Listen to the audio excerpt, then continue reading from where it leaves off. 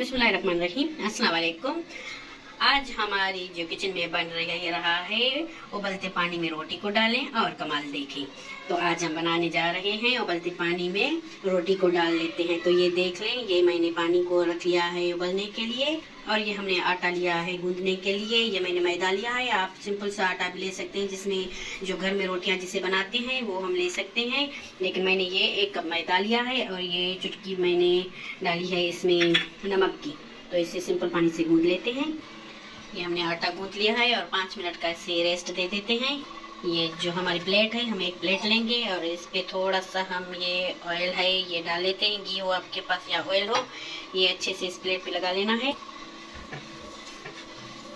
अच्छा, तो हमने ग्रीस कर लिया है सारी अपनी प्लेट को, ऑयल लगा लिया है। ये जो पानी हमने उबलने के लिए रख लिया है, तो इसमें थोड़ा सा ये नमक डाल लेते हैं, और 1 चम्मच जितना हम इसमें ऑयल डाल लेते हैं। और हमने सिंपल सी रोटी बना लेनी है, थोड़ा सा डस्ट कर लेते हैं हम इसे। आटे से हमने इसे थोड़ा सा डस्ट कर लिया है, तो इसे अभी हम अपना पेड़ा रख लेते हैं। ये देखिए, हमारा आटा जो है तैयार हो गया है, और ये हमने रोटी को बेल लिया है। सिंपल जो रोटी होती है वो वाली हमने रोटी बेल ली है, ना ज़्यादा पतली है और ना ये ज़्यादा मोटी है। तो केयरफुली आपको इसमें पानी में ये डाल लेनी है, केयरफुली, जैसे आपके हाथ ना जले, आराम से। और अभी आप ये देख रहे हैं कि ये नीचे बैठ गई है रोटी, जो है नीचे बैठ गई। जैसे ये पकती जाएगी तो ये खुद ब खुद ऊपर आती जाएगी, तो आपको इसे हिलाना नहीं है, ये खुद ही ऊपर आ जाएगी और ये अच्छे से बन जाएगी। तो देखते हैं हम उबलते पानी में रोटी को डाल के फिर कमाल देखते हैं इसका।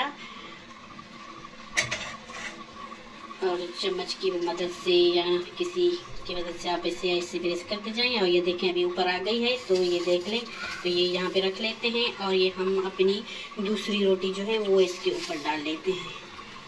अच्छा, ये हमने अपनी दूसरी रोटी इसके ऊपर डाल दी है। अच्छा, तो पहली वाली ये रोटी जो है हमने वो निकाली है, और इसके ऊपर हम ये ऑयल लगा लेते हैं। ये दूसरी वाली हमने जो डाली थी तो वो पक रही है अभी, तो इसे बना लेते हैं दूसरी रोटी को। और इसकी जो फ्लेम है वो हाई कर लेना है आपको, ये कम आंच पे टूट जाएगी रोटी आपकी। फुल फ्लेम करके इसे पकाना है। तकरीबन ये 3 से 4 मिनट तक हमें रोटी को पका लेना है। ये तो जब तक हमारी ये जो है ठंडी होती हैं, रोटियां ठंडी होती हैं, तब तक हम ये बना लेते हैं। इसका जो मिक्सचर है वो बना लेते हैं। तो ये मैंने 2 से 3 जवे लिए हैं लहसुन के, और इससे बारीक सा मैंने काट लिया है, चॉप कर लिया है। ये इसमें ऑयल डाल लेते हैं थोड़ा सा, और ये देखते हैं हमारी रोटियां जो है ना वो बिल्कुल भी नहीं टूटेंगी। ये देखिए, सही से अगर आप पकाएंगे इसे, तो ये हम सोटे कर लेते हैं इसे, अपनी लहसुन को जी। तो ये हमारी रोटियां जो हैं ठंडी हो गई हैं, तो अभी इसे छोटे छोटे पीसेस में ऐसे हम काट लेते हैं। ऐसे हम इसे छोटे छोटे पीसेस में काट लेते हैं जी। तो हमने ये अपनी रोटियों को जो है इस तरह से ऐसे स्लाइसेस में हमने काट लिया है। और 1-2 टिप मैं आपको बताती हूँ कि जैसे ये आप रोटी डाल रहे हैं, तो डालते ही गर्म पानी में आपको इसे हिलाना नहीं है, छोड़ देना है। जैसे ये तलवा छोड़ जाए तो वो खुद ब खुद ऊपर आ जाएगी।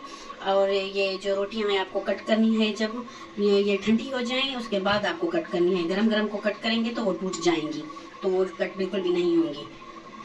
ये हमारा अदरक नहीं, बल्कि क्या कहते हैं, लहसुन हमारा पक गया है। तो अभी हम ये सारी सब्जियां इसमें डाल लेते हैं। आधा कप जितनी हमारी जो थी वो गाजर थी, और 1 कप जितनी हमारी बंद गोभी थी, और 1 हमारा जो है मीडियम साइज़ का शिमला मिर्च था, वो हमने इसमें डाल दिया है।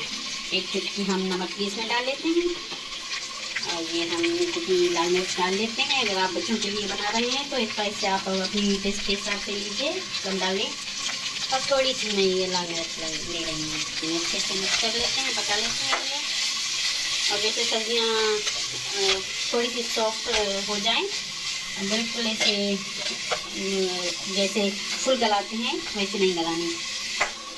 और एक बात कि इसमें ऑयल ज़रूर लगाएं आप, नहीं तो ये जुड़ जाएंगे आपस में। अभी देखें ये कितने खिले खिले हैं, अलग से ये इसका जो है एक ये देखें साइज जो है, स्लाइस जो है एक अलग अलग है। तो आप ऑयल ज़रूर लगाएं रोटियों पर।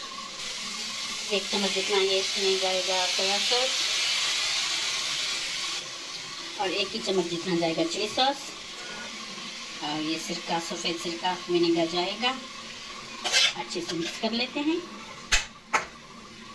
और ये हमारी सब्जियां जो हैं सॉफ्ट हो गई हैं, अभी क्रंची है, ये बिल्कुल ऐसे जैसे गल जाती हैं वैसे भी नहीं। तो ये इसी स्टेज पे हम डाल देते हैं